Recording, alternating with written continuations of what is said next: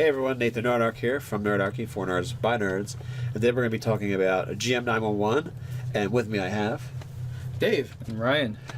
Now this particular GM 911, who is it by?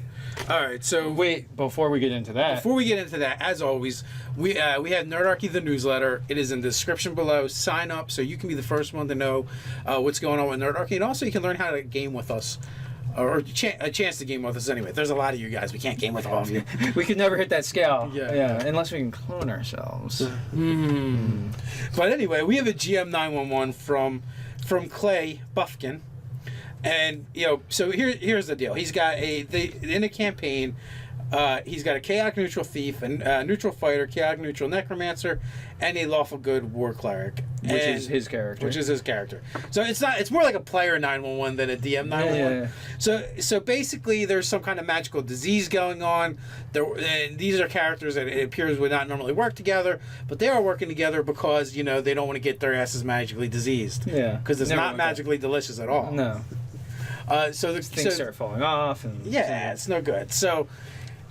How do they work together? How does the lawful good cleric, the lawful good life cleric, with war cleric? Oh, war cleric. Okay, totally different. Yeah. How does he resign himself to the necromancer who's going to be using undead as minions? All right. So here's a question that I feel is like of vital importance to any campaign world.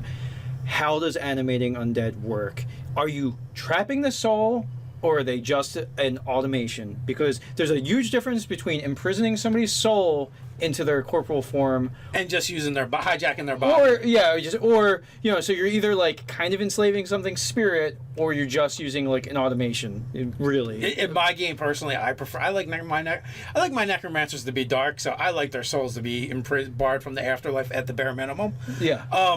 But again, you have to discuss with your DM how this works, because a war cleric who could be pragmatic about the art of war and fighting, like, oh, well, bodies on the field. This is just a resource to expend, and once they're dropped, they'll get a proper burial. Yeah, I mean, there's a whole nation in Ebron that basically built their army and their war machine around this. The Karnathi, yeah, exactly. So, that's one way to go, is like, well, my character could completely be okay with it because it's within the law of the land that this is okay, and we're in a time of war. This makes sense.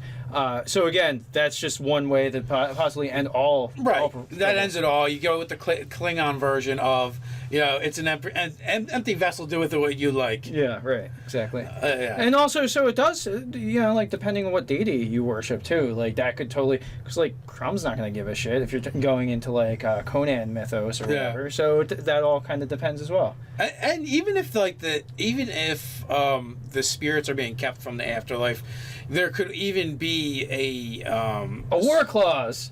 Well, yeah, like is essentially like basically they're kept for X amount of time, and then after that the undead are done away with, and their spirits travel on. Terms of servitude, indentured service. No, it's almost like a draft, the draft for the spirit.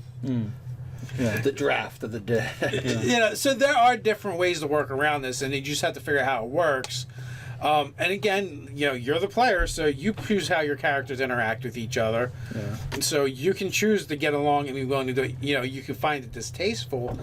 But, maybe you're in a place where even if it is barring the spirit from the afterlife, there isn't any really laws against it. Yeah, so that's one, the mythos approach. Another thought that I had was, well, what if they're related? Like, what if one of them is the black sheep of the family? So either you're from the whole Carmen Raceland, right? So Caramel and Raceland. So either you're from a family of holy rollers and the necromancer's the black sheep, or you're from a family that's all cabal of necromancers and this stupid war priest is like, you're the odd man out here. So that could be one way to go. Is like one of them is going to be the black sheep of the family. You guys work together and decide which one is going to be. So that's another option. You could go with childhood friends. Yeah. But at some point their paths diverged. Maybe they were even acolytes for the same church. Yeah. And one of them went a drastically different route. Right. Yeah. So there's definitely different ways you can treat this. Yeah. So that's an option that could be on the table. What other things that we? Well, there is the one thing I want to bitch about that I always like to bitch about. Okay. Sure. there was no session 0, so nobody had any expectations of what was going on. Well, we don't actually know, but there's 2 chaotic neutral characters in the party. I fucking hate chaotic neutral. That's the alignment when the player goes, "Oh, I want to do whatever I want All the time. all the time," and that's not really how chaotic neutral is supposed to work. Anyway, in my opinion, if you're chaotic neutral, you're like fey whimsical, or you're just kind of batshit crazy. Well, or I would say uber pragmatic. Like, you are the most pragmatic person, and that's neutral or chaotic neutral too. Like, the Hound I could paint as chaotic neutral, because he's not like particularly skewed towards either ethos of good or evil. He just does stuff. That would make him more neutral. Chaotic neutral is less rhyme and reason to what you do. Like, pragmatism, I don't even think comes into it. Let's not get into any The further alignment the debates. discussion, please. Yeah. He started it. Yeah. He wrote our alignment. Just like the system in the first place. So, So, all right. Anyway, we're getting back to back on the rails here. The only other option I see left to this player is really like, you're kind of the odd person out in this like sort of like group of brigands in a way. And like that, retiring your character and having them become an NPC and making somebody that gels with the rest of the party is the only other option I really see if the other two are off the table. Yeah, it depends. Are you going to have fun Bouncing off of each other. doing this bounce off? Yeah. This conflict, or is it going to be just a pain in the ass that stresses you out? If it's going to be a pain in the ass, stresses you out, Then just leave. talk to the DM and be like, look, you already kind of... There was a situation where some rules have been altered so that this cleric just can't dust those undead whenever he feels like it. Yeah. So, there is some situation where it's not as easy to be a upright, standing, lawful good cleric kind of thing, but he's a war cleric anyway. But so I see it as if he wants to... He can't really get into conflict and win out against what the rest of the party is. I don't think he's going to get anybody on his side. The rest of the party outbalances you, the lawful good war cleric. Yeah, so it's kind of like, well, do you need to be in the party? Yeah. Well, and also too though, like even if the ruling of basically protection against good, like so a spell basically completely nerfs this cleric's ability to channel energy against undead. Even if that weren't the case, that weren't the ruling, in a way, it's almost like the GM did this player a favor in that if you go around dusting your necromancers undead, it's going to escalate from there. Yeah. He's going to do things to you, you're going to do things to them. Like, you break his things, he's Party going to figure out things cohesion- of yours to break. party cohesion is not going to happen if that's what keeps happening back and forth. Like, all right, great. You keep destroying the thing that the necromancer gets to do. The necromancer gets to create undead. It's what they do. If you keep destroying their undead, the whole class is spec'd around doing that. So I think what the cleric should do is put glyphs of warding on the undead when the necromancer's not looking. So like the first time they attack something, they become bombs. yeah, right, there you go. So jihadi undead. Yeah, There you and you're like, I don't know what happened. go. Just sneaking like, oh, there goes. We need another Timmy. Yeah. I don't know what made me think of that. I just thought it'd be hilarious. Zombie bombs. Yeah. Whatever you can make. Zombies you should. come in for the hug and then blow up. Yeah. So there's an option. Well, no, isn't the glyph of wording that you have to read it? So like they're like No. Glyph of warding is not just that, touching. Yeah, it's basically a magical rune Yeah. that you basically put, and it can be invisible. So like, the necromancer may not even know it's there. Like, it'd be funny too if there was something that they had the necromancer had to do like routinely with the undead, like where you had to touch them and like they blow up. Yeah. There you go. Screw you, GM. I'm just imagining too, like the glyph of wording that just like says surprise. Yeah. Boom. Yeah. It could absolutely be that. Yeah. So I mean, I think we kind of exhumed this one as well as it's going to go. Yeah. I don't know if you guys have anything else you want to add? You guys might have to have some out of game conversations on this on your party dynamics to figure out if it's salvageable. If you want to salvage it, change your character. Just keep the same character, but change his personality a little bit. Like there's definitely some room to do things here, but if, as these guys have said, if you get into a situation where it keeps escalating and there's just conflict in the party, it's not really a fun game for anybody.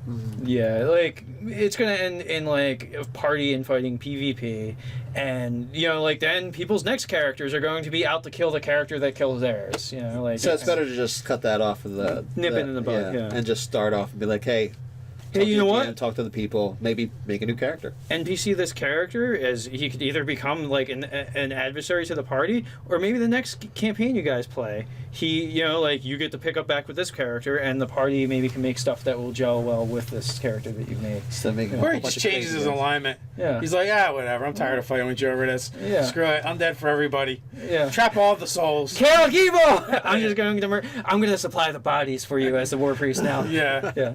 We worked it out. Yeah. But I don't know. What do you think? How would you do it? Let us know in the comments below. While you're at it, like, share, and even subscribe. You can check out some cool pictures I post over on Instagram. You also check out the articles over at nerdarchy.com. So until next time, stay nerdy and undead.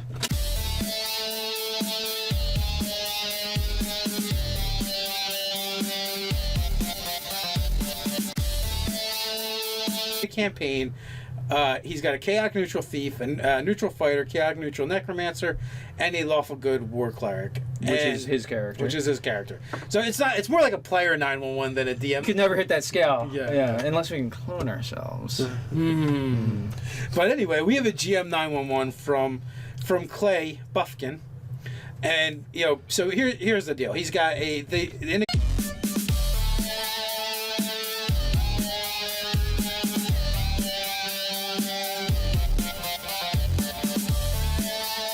Hey everyone, Nathan Nerdarchy here from Nerdarchy for Nerds by. We have Nerdarchy the newsletter. It is in the description below. Sign up so you can be the first one to know what's going on with Nerdarchy, and also you can learn how to game with us, or a chance to game with us anyway. There's a lot of you guys. We can't game with all of you. Nerds, and then we're going to be talking about GM 911, and with me I have Dave. And Ryan.